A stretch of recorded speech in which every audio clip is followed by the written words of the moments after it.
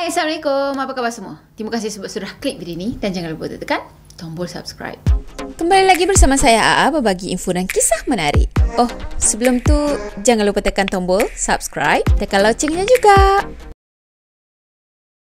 Okay, video kali ni saya nak share tentang satu kisah yang saya rasa macam tragis sangat. Sebab dia boleh pergi mutilasi mayat mangsa dia tu dengan pergi bakar cebisan-cebisan daging mayat tu. Jadi itu apa yang heboh sangat dekat internet masa tu, yang mana ada seorang lelaki, dia pergi bunuh girlfriend dia dan dia pergi bakar cebisan-cebisan mayat girlfriend dia, tapi dia boleh terlepas daripada hukuman. Dia bukan terlepas tau, tapi macam ditangguhkan hukuman dia. So sebenarnya untuk video kali ni, kita boleh letak tajuknya tu banyak sangat tau. Yang pertama, kita boleh cakap obses yang membawa padah. Yang kedua, mungkin kita boleh cakap padah menipu, nyawa yang melayang. Dan yang ketiga, mungkin kita boleh fikir mutilasi mayat mangsa, mayat girlfriend disebabkan takut kantoi. Jadi korang boleh pilih sendirilah tajuk mana yang paling sesuai untuk cerita ni. Dan saya rasa daripada tajuk yang saya dah bagi 3 tajuk tadi, korang dah dapat dah sedikit sebanyak gambaran tentang kisah yang berlaku dalam video kali ni.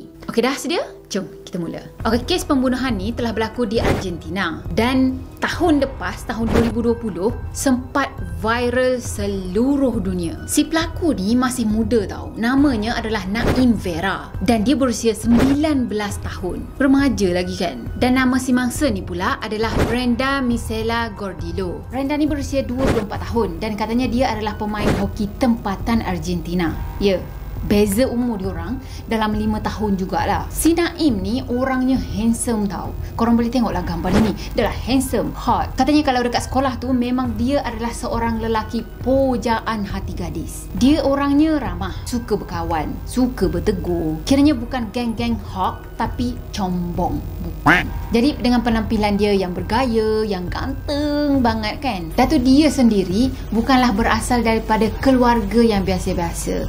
Katanya orang tua dia adalah golongan orang yang ada-ada. Memang perfect calon mantu lah kan. Ayah dia adalah seorang pakar bedah yang sangat terkenal di Argentina. Dan pada masa tu pun dia adalah seorang pelajar kedoktoran. Ada yang laporkan yang dia baru je nak masuk ke sekolah kedoktoran.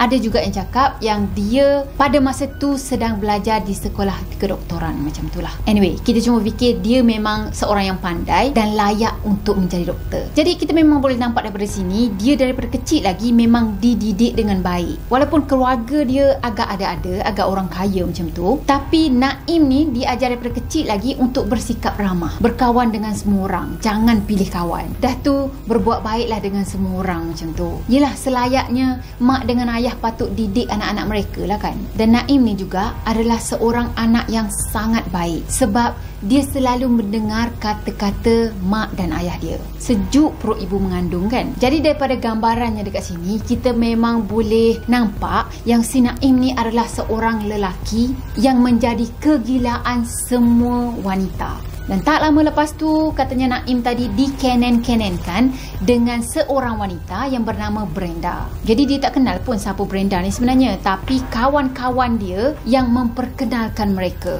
Katanya si Brenda ni yang berkenan dengan Naim. Jadi Brenda ni pun minta kawan kepada kawan untuk perkenalkan dia orang. Jadi dah saling kenal, saya saling jumpa macam tu, senanglah sikit dia nak ajak keluar ke, nak tackle ke macam mana kan. Dan ya, tak lama lepas tu diorang bercinta. Naim sebelum ni memang tak pernah bercinta, tak pernah nak ada hubungan dengan perempuan mana-mana sekalipun. Sebab mak dengan ayah dia selalu pesan, Naim, kau pergi sekolah, kau jangan nak bercinta-cinta cintun macam gitu, tak payah. Kau fokus kepada pelajaran kau dulu macam tu. Dah dapat kerja esok, kau bercinta lah, nak bercinta pun. Rasanya macam sama je dengan mak ayah kita zaman dulu-dulu tu kan. Jadi Naim pada masa tu dia bercinta dengan Brenda tu, dia bukan macam saling jatuh cinta ataupun mungkin cinta padang pertama, tak pun saling mencintai macam tu, tak. Tapi dia macam dikeneng-kenengkan oleh kawan dia dan akhirnya dia bercinta. So time tu macam tak tahulah si Naim tu betul-betul suka, sayang dekat si Brenda ni ataupun tak. Tu tu wallahualam. Cuma apa yang direportkan dekat sini, katanya si Naim ni semacam terpaksa untuk menerima Brenda sebab aturan daripada kawan-kawan dia. Pelik kan? Dia tu laki kot. Tak ada paksaan dalam cinta Naim. Sekali fikir, saya rasa memang betul ada orang-orang yang macam tu. Sebenarnya dia tak suka sangat pun dengan girlfriend dia tu, tapi sebab desakan, bukan desakan tau, macam aturan yang kawan-kawan dia dah buat, jadi dia pun macam follow je lah. Sebab dia pun macam tak nak lah lose cool nanti kan, hilang macho lah depan kawan-kawan dia ni. Dan kawan-kawan dia ni mesti dia fikir engkau hot item kot dan kau tak pernah bercinta. So dia orang pun keneng-kenengkan lah dengan Brenda tadi supaya pergi ambil engkau, pergi bercinta sana, belajar untuk bercinta macam kan. Akhirnya pada bulan Disember 2019, Naim dan Brenda mula bercinta. Dalam hubungan cinta Naim dan Brenda ni, katanya si Brenda lebih mendominasi hubungan diorang. Sekali dengar macam Brenda ni terlalu obses dengan hubungan diorang. Bayangkan Brenda dia suka mengatur hidup Naim. Dia mengongkong Naim sepenuhnya. Dah tu dia selalu marah dengan Naim sebab dia cakap yang Naim ni layan dia dengan dingin. Tak pandai langsung nak berromantik. Sikap acuh tak acuh macam tu je. Layan lah betul-betul kan. Orang nak dimanja-manja. Yelah si Naim ni kan mana pernah bercinta sebelum ni. Sampaikan dia pergi belajar dengan kawan-kawan dia tahu macam mana lagi cara untuk membahagiakan girlfriend dia ni. Dah kawan-kawannya bagi tips tau, bagi tips itu, ini, inu, banyaklah bagi tips. Habis dia try semua tu, tapi si Brenda ni kata tak cukup. Mana boleh, ni tak cukup, aku nak lebih macam tu. Persoalannya dekat sini, para lelaki sekalian, siapa je yang tahan kalau hidup diorang tu dikongkong? Saya rasa tak ada kan. Tak tahulah, kalau memang ada setengah korang yang tahan untuk dikongkong. Apa pun, kalau ada yang suka dikongkong hidupnya, sila komen ke bawah. Okey, katanya ada beberapa sebab kenapa si Naim ni layan Brenda macam tu. Pertama, dia bercinta dengan Brenda bukan disebabkan kerelaan dia sendiri, tapi semacam terpaksa sebab desakan daripada kawan-kawan. Kau ke kawan kau yang nak bercinta sekarang ni? Kedua, sebab Naim nak bagi lebih tumpuan kepada pelajaran dia, seperti mana yang mak dengan ayah dia selalu pesan. Jadi pada bulan Februari 2020, Naim dah tak tahan lagi dengan perangai Brenda yang terlalu mengongkong tadi, seolah-olah macam obses dengan diri dia. So masa ni dia nekat untuk putuskan hubungan dia orang. Brenda, setakat ni je lah hubungan kita. Saya dah tak tahan lagi dah. Saya sebenarnya nak fokus dengan pelajaran saya. Jadi kita bawa haluan masing-masing lah lepas ni. Itu drama. Sebenarnya dia putuskan hubungan dia dengan Brenda sebab memang dia dah tak tahan lagi dah. Dan lepas dia putuskan hubungan tu, dia fikir sampai situ je lah kan, kita dah boleh bawa haluan masing-masing macam tu. Tapi tak, dia je yang fikir diorang dah putus, tapi bukan pada Brenda. Si Brenda, dia tak terima diri dia diputuskan. Dia tak nak berpisah. Yang dia nak perhatian daripada Naim, bukannya perpisahan. Lain yang orang minta, lain pula yang dia bagilah si Naim ni. Masa ni si Brenda ni mungkin mula terdesak tau. Dia ugut untuk bunuh diri kalau si Naim ni betul-betul nak putuskan dia. Dan pada 24 Februari 2020, hubungan diorang mula jadi toxic, bausik dan semua yang siksik. Itu pun bila sekumpulan lelaki tiba-tiba je datang, serbu, hentam, hempuk, bukan hempuk tau, tapi bantai. Ya, dia orang pergi bantai si Naim tu. Dan ada salah seorang geng-geng kaki pukul ni, dia bagi amaran macam ni: kau siap kau kalau kau sakitkan Brenda, mati kau kerjakan. Kebetulan time Naim kena belasah tu, dia tengah melepak dengan kawan-kawan dia. Jadi kawan-kawan dia tu jadi saksi mata lah yang si Naim ni kena belasah. So dalam masa yang sama, si kawan-kawan dia ni macam tak puas hati kan. So dia orang pun suggest untuk laporkan hal ni kepada pihak polis. Tapi Naim ni cakap tak payah nak report polis ke apa. Macam tak apa, tak ada hal lah, aku settle lah nanti macam tu. Dia cakap tak apa, dia settlekan sendiri. Ingatkan dia nak pergi settle baik-baik lah kan. Tapi sebenarnya dia pergi plan untuk balas dendam dengan si Brenda ni. Sebab masa tu dia boleh syak dah, memang si Brenda ni lah penyebab yang dia kena pukul tu. Jadi time tu dia pun merancang pembunuhan Brenda. Katanya time tu dia pergi beli racun haiwan dekat kedai. Lepas tu dia bagi racun haiwan tu kepada kawan dia. Dia minta kawan dia tu masukkan racun tu ke dalam makanan si Brenda. Dan last sekali si Brenda tak mati pun, sebab kawan dia ni tak masukkan pun racun tu ke dalam makanan Brenda. Yelah, kalau Brenda mati ke apa nanti, dia yang kena, bukannya si Naim ni yang kena. Bijak enggak kau ya ini. Jadi si kawannya ni pun macam cerdik jugalah kan. Dia tak buat apa yang si Naim ni suruh. menyeluruh dan kiranya rancangan pertama pembunuhan tu gagal lah kan. So dia pun pergi plan rancangan pembunuhan yang kedua. Masa ni lagi-lagi si Naim tadi dibuat gelisah dengan si Brenda ni tahu. Si Brenda pergi call Naim dan dia cakap yang aku dah mengandung. Aku mengandungkan anak engkau.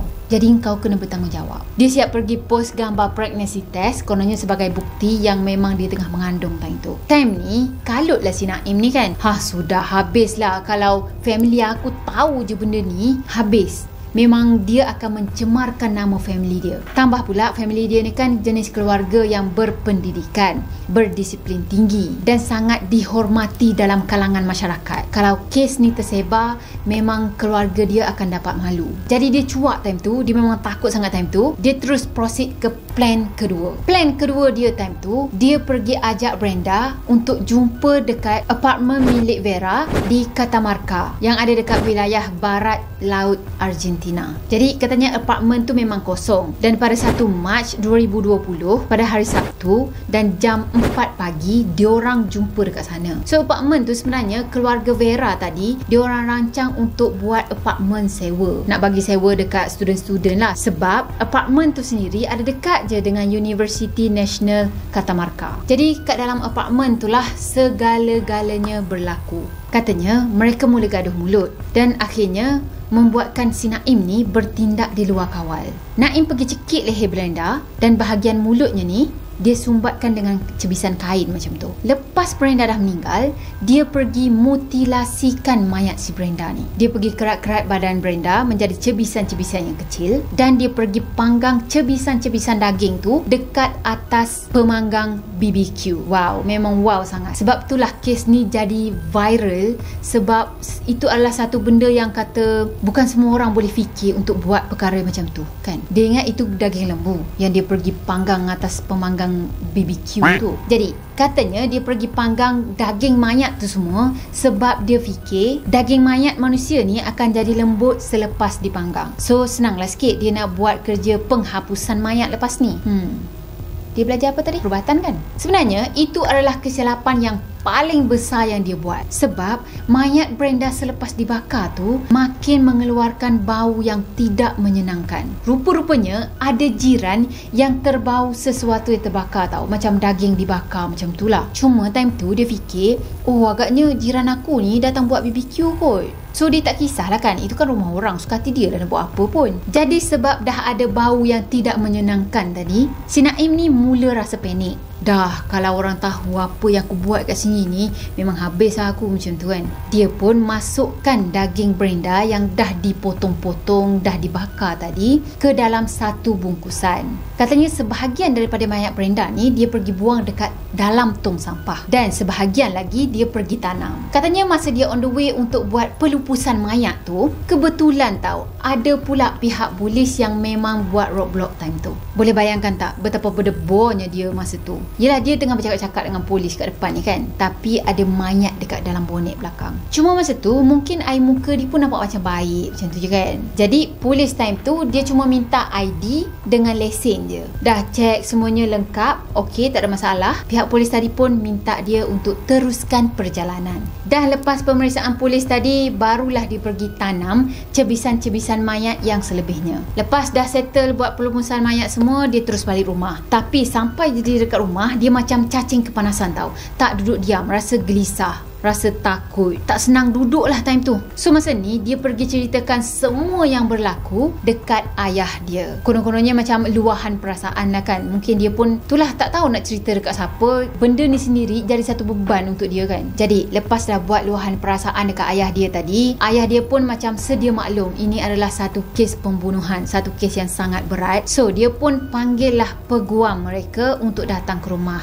dan bincang-bincangkan hal ni. Bincang punya bincang, last kali dia orang putuskan untuk serahkan Naim ke pihak polis. Tak lama lepas tu pihak polis jumpa mayat Brenda yang dah dibuang tadi. Itu pun hasil daripada kerjasama yang Naim bagi. Katanya beberapa bahagian mayat Brenda dia orang jumpa dalam beg plastik dan beg plastik tu sendiri ada ditinggalkan dalam tong sampah yang kira-kira 65 kaki daripada rumah Naim. Dan cebisan yang selebihnya pula diorang ada satu rakaman CCTV. Diorang nampak yang Naim tengah pandu truck dia dalam pukul 8.10 10 pagi pada pagi Sabtu tu lah. Jadi rakaman CCTV tu menunjukkan Naim memandu truk dia di sepanjang jalan sampailah ke tempat yang dia tanam cebisan mayat yang seterusnya. Dan memang betul, sebahagian daripada mayat Brenda ada dijumpai separuh tertimbus lebih kurang 8 batu daripada rumah Naim. Dan pihak berkuasa percaya yang Naim ni terus balik ke rumah selepas dia buat pelupusan mayat yang kedua. Jadi pihak polis pun buat soal siasat dengan si Naim ni. Dan Naim ni bagi tahu masa dia ada dekat apartmen tu, dia bergaduh besar dengan Brenda. Dan time tu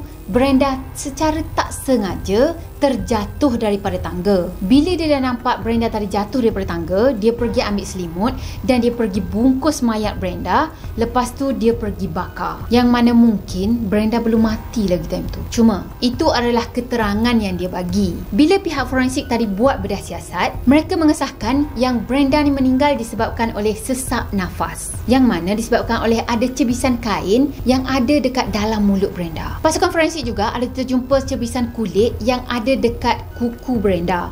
Jadi bila dah dianalisa, kulit tu milik siapa? Ya, kulit itu adalah milik Naim. Jadi pihak penyiasat percaya yang Brenda bergelut dengan Naim sebelum dia meninggal. Menurut penyiasat Hugo Costilla, dia merupakan seorang pendakwa raya untuk Katamarca. Katanya time tu dia buat satu pendedahan yang sangat mengejutkan.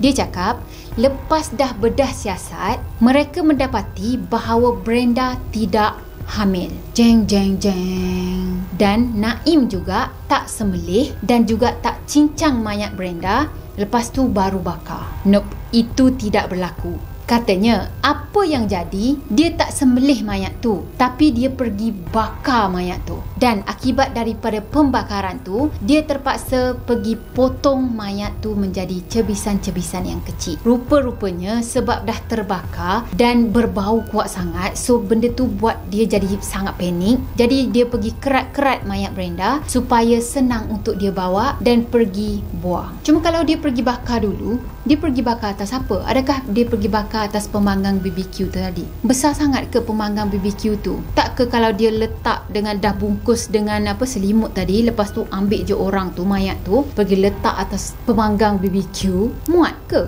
Persoalannya sekarang ni, muat ke? Sebenarnya kawan-kawan Naim ni dah tahu dah yang Naim mungkin akan pergi bunuh Brenda, ataupun boleh kata Naim memang berniat untuk bunuh Brenda. Sebab Naim pernah cakap macam ni tahu dengan kawan dia, aku akan bunuh Brenda, tak pun aku akan cari orang untuk bunuh dia. Jadi kawan-kawan Naim ni tahu yang memang semua tu dah dirancang. Ada kawan Naim yang lain pula, dia bagi tahu macam ni, Brenda bagi tahu Naim yang dia tu hamil, dan Brenda ada hantar gambar ujian kehamilan dan juga beberapa kajian lain atas nama dia, kiranya bagi membuktikan yang memang dia hamil time tu. Okey, kawan yang lain pula bagi tahu macam ni, beberapa hari yang lepas Naim ada bagi tahu saya, aku bunuh diri atau aku bunuh dia. Saya cakap dengan dia, kau ni gila lah. Tapi saya tahu yang kata-kata dia tu bukanlah kata-kata yang kosong. Sebab lepas pada tu Naim minta pinjam duit dengan saya, tapi saya tak bagi.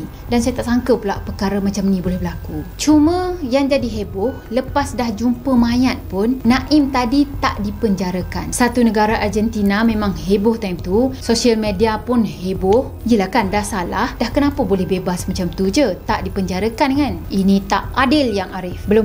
Yang Arif belum masuk lagi. Rupa-rupanya dekat Argentina sana diorang ada satu undang-undang. So undang-undang ni membenarkan pesalah diikat jamin selagi kes dia ni tak dibicarakan. Jadi Naim tadi boleh hidup dekat luar, boleh hidup dekat rumah dia, cuma dia kena datang laporkan diri dekat balai polis secara berperingkat. Apa yang delay untuk kes dia ni dibicarakan masa tu? Ya, sama macam yang kita tahulah, satu dunia dah dilanda dengan COVID, dengan penyakit ni, jadi semua yang penting-penting pun tertunda. Cuma lepas dah viral tu memang ramai sangat yang marah. Pembunuhan yang begitu tragis boleh dibiarkan terlepas macam tu je, sampaikan ramai yang sanggup turun padang dan buat perarakan untuk minta kes ni dibicarakan dengan cepat. Dan yang paling penting, si Naim tadi terima hukuman dia dengan setimpal. Keluarga Naim pun kesian juga tahu, sebab keluarga dia terima tomahan, cacian dan juga kemarahan orang ramai yang mengatakan keluarga dia ni dah pergi rasuah pihak polis sampaikan anak diorang tak perlu dipenjarakan. Padahal memang undang-undang tu dah sedia ada. Cuma anda memerlukan duit yang sangat banyak untuk ikat jamin bersalah. Jadi keluarga diorang kan kaya. So logik lah kalau diorang pergi ikat jamin anak diorang kan. Dah keluarganya ada duit, kita nak cakap apa? Katanya keluarga Naim juga hidup dalam ketakutan sebab diorang selalu terima ugutan yang berbaur bunuh daripada orang ramai secara berterusan. Malah setiap kali Naim ni keluar masuk mahkamah, katanya dia terpaksa dikawal dengan sangat ketat oleh pasukan polis sebab atas dasar ancaman keselamatan. Maunya tak viral kan? Mesti ramai orang-orang yang fikir kau tu dah bersalah tapi dikawal sebegitu ketat dengan pihak polis. Macam pihak polis ni nak mempertahankan bersalah macam tu. Tapi sebenarnya tak. Itu bukanlah apa yang berlaku. Okey, hasil keputusan perbicaraan kes pada bulan Jun 2021 yang sebelum tu dah tertangguh banyak kali kan sebab pandemik COVID ni, Naim didapati bersalah atas pembunuhan Brenda dan dia menerima hukuman penjara seumur hidup. Tapi saya ada terbaca report yang mengatakan dia sekurang-kurangnya di penjara 50 tahun dan itu tanpa parol tau. Jadi ya, memang lama sangat lagi lah dia nak keluar. Jadi keputusan ni ramai yang cakap adil lah kan untuk Brenda, untuk family Brenda semua. Dan ada juga sesetengah pihak yang bersimpati dengan nasib si Naim ni sebab bagi mereka Naim ni dah jadi mangsa kepada keobsesan Brenda sampaikan dia bertindak di luar kawalan macam tu. Cuma yelah, walaupun ada orang yang obses dengan kita, bukan hak kita untuk ambil nyawa orang tu. Masa perbicaraan tu, Naim minta maaf dengan semua yang terlibat. Katanya, saya ingin minta maaf kepada ibu Brenda, keluarga dan rakan-rakannya dan juga kepada keluarga saya. Okey, selepas kes ni, keluarga Brenda terima wang papasan sebanyak 3 juta. Memang satu nilai yang sangat banyak. The end. Sekali kita fikir macam betul lah kan, kesian dekat si Naim ni kan. Yelah, dia seorang pelajar yang berpotensi tinggi untuk menjadi doktor lagi. Cuma kesilapan yang dia buat adalah bertindak untuk membunuh Brenda. Padahal macam banyak lagi cara lain yang dia boleh buat. Mungkin sepatutnya dia pergi bincang dulu dengan family dia. Bukannya selepas pembunuhan tu berlaku baru pergi bincang kan. Jadi anak-anak sekalian, kalau ada masalah yang besar-besar yang melibatkan maruah orang tua, bincanglah dengan keluarga. InsyaAllah kalau bincang dengan keluarga, sama-sama cari jalan penyelesaiannya. Jadi pengajaran yang kita boleh ambil dekat sini, jangan terlalu obses dengan perhubungan. Nanti mati. Senang kau Tak adalah sampai mati kan. Tapi itulah, takkan ada rasa bahagia sampai bila-bila kalau selagi obses tu menguasai diri. So lek-lek je. Kalau macam penat sikit, makan KitKat. Macam iklan berbayar je. Okay, saya rasa sampai di sini untuk video kali ni. Saya harap korang sukakan video ni. Video kes kali ni memang sangat-sangat, bagi saya, kesian gila dengan si Naim ni. Dia ada satu masa depan yang cerah, tapi itulah tersalah langkahkan. Nauzubillah min zalik. Janganlah jadi pada diriku, ya Allah. Okay, saya rasa kita jumpa di next video. Dan macam biasalah, kalau korang sukakan video ni, jangan lupa untuk tekan tombol like, comment, share dan juga subscribe. Jumpa lagi di next video. Bye-bye. Assalamualaikum warahmatullahi wabarakatuh. Bye-bye.